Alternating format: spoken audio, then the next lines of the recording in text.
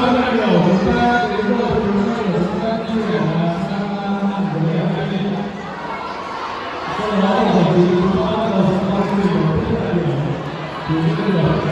chuyển ra ngoài thì chúng ta sẽ chuyển vào năm sau.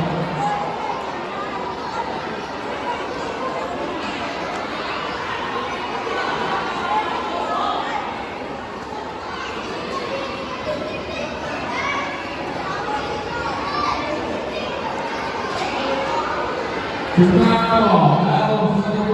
bỏ ra sẽ càng bỏ của chúng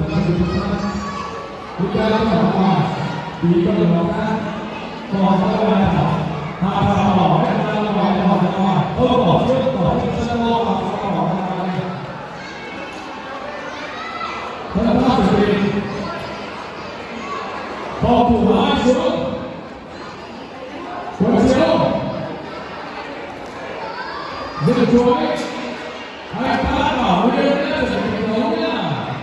thế đâu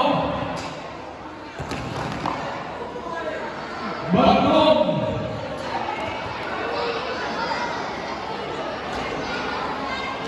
ngủ sau để sơ tim này bạn nào không tay thì làm luôn sân nguyên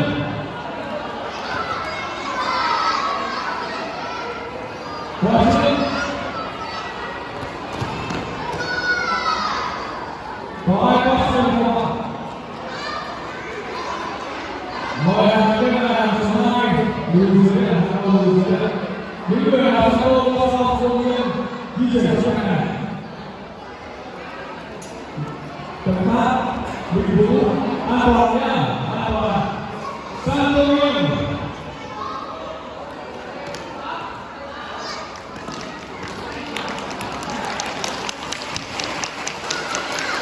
có chưa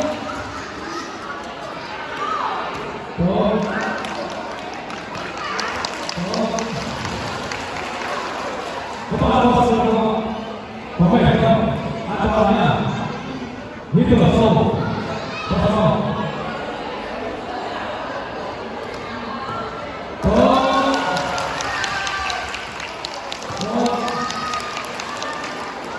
có sân rồi không nữa không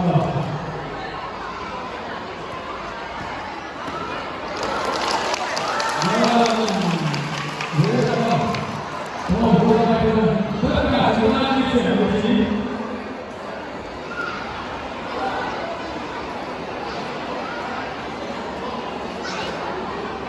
từng phát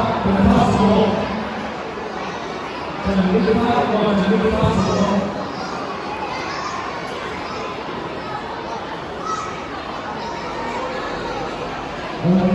gấu lên bạn gấu lên em ơi gấu lên đến